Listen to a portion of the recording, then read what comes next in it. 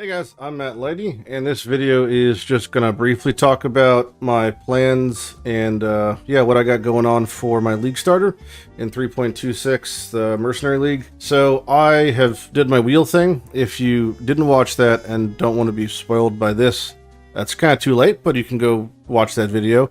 But I'm playing Tornado Inquisitor version, which is this is a very good build. It's the Tornado of Elemental Turbulence, and the difference between this and the other Tornado is this basically converts the damage into a random base element, Fire, Lightning, Cold, and you can have 3 tornadoes. So honestly, the build kind of operates and plays like somebody who would just have a Val Blade Vortex that is doing Fizz to random element, 3 of them up, just kind of around. So it's got really comfy clear, really decent single target, okay defenses, a lot of vertical scaling, really high floor and a pretty high ceiling, meaning that once you get the gem and you have you're on a 4-link, you're pretty much chilling till red maps, unironically, because the gem itself has such strength, and you scale it in such a way that typically ends up staying in a 4-link, although a very special conditional 4-link. And there's a couple examples of those. So I'm going to show you a couple builds, just like Trade League players who have pretty much perfect gear. And the basis of the build, framework-wise, is Wrathpith plus typically a Calm's Heart, and then some sort of quad-link helmet setup, and Inquisitor, so you just get the really, really comfy conk round, and you don't have to worry about running Trinity because you're using Inevitable Judgment.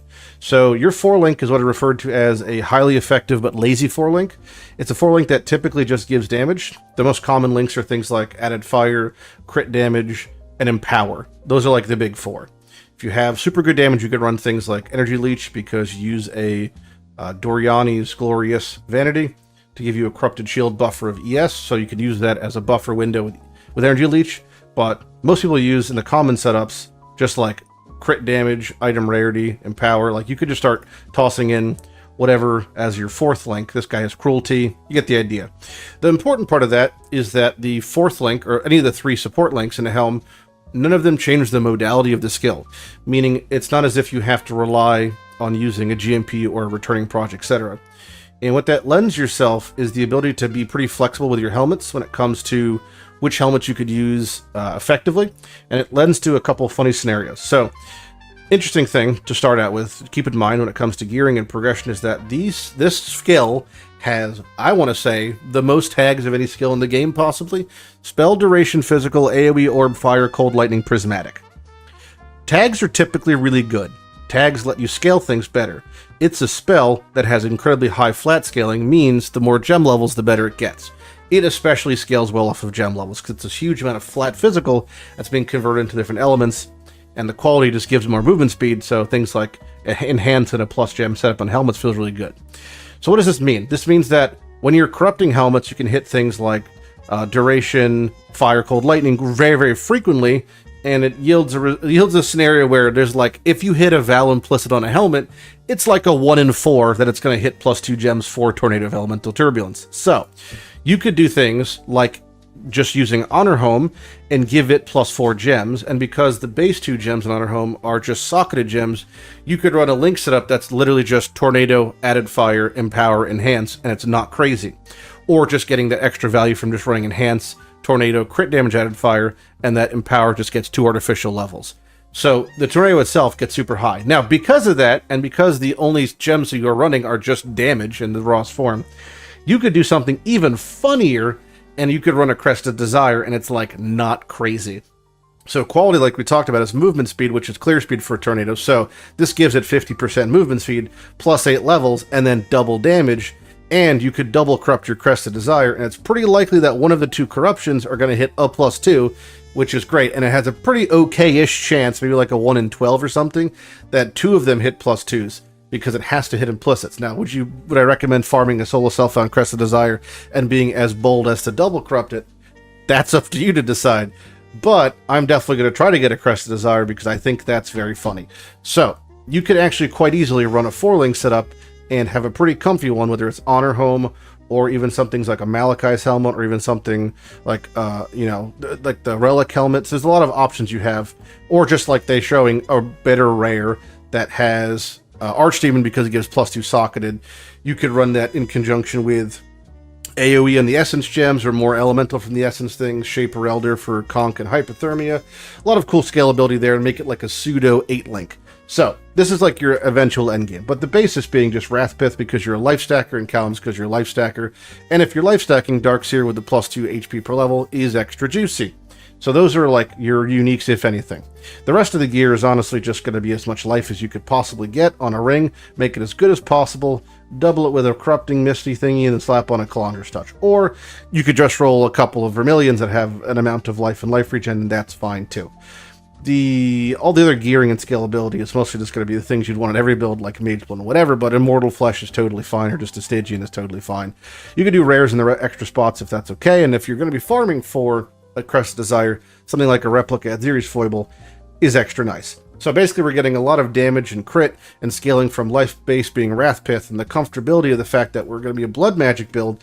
We don't got to worry about a lot of stinky stuff because we're blood magic. It also means we could then do things like run an Eternal Blessing setup for a big thing like Hatred, reserve half of our life because of blood magic, so Vitality, Petrified Blood, and Temper Shield, and get the benefits of Petrified Blood and some of the block from Temper Shield, which also makes it pretty comfortable. Oof, that's a lot to discuss, but actually it's not that complicated. You basically get to a lot of your life and use a Petrified Blood as a big buffer. You have Corrupted Soul for another ES barrier, which you could use Energy Link in your forward links helm setup to like give you an extra buffer. Most your, mitigation's just coming from your life pool, but even if you have a Mage Blood, then your mitigation goes through the roof. Otherwise, knock off a 1 and you have an effective health pool of about 80k at capped res, because your life pool, I would say, is comfortably going to be about, with not really great gear, you're talking like 12 to 14k, which is not that bad. If you could afford to make some crazy stuff, then, that's fantastic. But the basis of the build's pretty similar. You're just going to run around and you're going to shoot tornadoes everywhere. When it comes to solo self-found, you're looking at a day 1 experience. Let's talk about what that's going to be like, because it's obviously a little bit different. So, you're playing an Inquisitor, leveling Inquisitor is super easy. You could just pick up the conk round stuff first, and then it's just a kind of a piss walk when it comes to getting your 3rd and 4th lab, because the conk round stuff is just so juicy. Having permanent conk round around here at all times is, as everyone who's played Inquisitor knows, it's one of the better feelings in the game. So that's amazing. Now, you have none of this shit. How do you start getting some of this shit? How do you level? It doesn't really matter. Just get to 34 somehow, because that's when the tornado is from. For me, I'm just going to sit in lab. If you don't want to sit in lab, then you could do something like, Spark. You could do Arc. You could do any of the flask throw things. Just get to, Merc lab, and then you could farm it like that. I personally am just going to sit in a regular lab, and the reason is because you do get maybe a unique every 2-3 runs in lab, and if it takes me like 10-20 labs to get it, I'm just hoping I'm going to hit an Honor Home on the way, because Honor Home is a very low-level unique, and that, I think, would be a nice little boost of my progression if I could have that. When it comes to the skill tree, it's mostly just life, a couple aura efficacy nodes, and some popular scaling and masteries. We're going for all the life masteries to get that big old more multiplier, and eventually when we drop our life low enough, with Petrified Blood, Pain Attunement kicks on, and that feels pretty comfy. When it comes to the actual other nodes for offense, we're just picking up a little bit of crit, a little bit of effective AoE, everything else is mostly life. I'm going to grab the Protection Mastery with Corrupting Blood until I have CB on a Jewel, and then I drop that. Iron Will for early scaling, a nice chunk of Magmatic there. You gain a 30% Fizz extra fire every 10 seconds. That does work for your flat for Tornado. And if you're just going to be scaling fire res any amount, picking up the Fire Mastery is always pretty comfy, because it just makes it so when you get a 45 fire res roll on a thing that was overcapped fire res, that now says 45 life regen, and that's not too bad when you're playing a build with a lot of life. I like that. Aside from that, the tree is like super fucking vanilla. If you were to break it down to what a leveling tree would look like, I would probably drop most of the recovery nodes. I would probably drop, I want to keep Corrupting Blood. Probably would drop Glancing Blows and the shield nodes, although you could keep those because they give res while leveling. I would probably drop the Pain Attunement section, and I would probably drop this entire crit section. I would do something like that. That's a pretty good leveling tree, Prioritize getting the keystones. That's level 60-ish, right? Sub 60. This guy's running Adorned. You don't have to. Adorned is obviously really good. He's using it to capitalize on getting reservation implicits. That's fine when it comes to Watcher's Eyes. Percent vitality scaling and flat cold makes sense because you're using hatred. If you feel like your damage is fine early on and you think you're dying more than not, you could obviously swap your hatred for a purity of elements, or you could swap your hatred for a determination if you want instead when you're Eternal Blessing. And again, I'm going to be running Petrified Blood And Tempest Shield, if you could fit in Herald of Ash, because you have enough reservation, that's great. You might have to get an implicit, something like Leader of the Pack, but don't go crazy.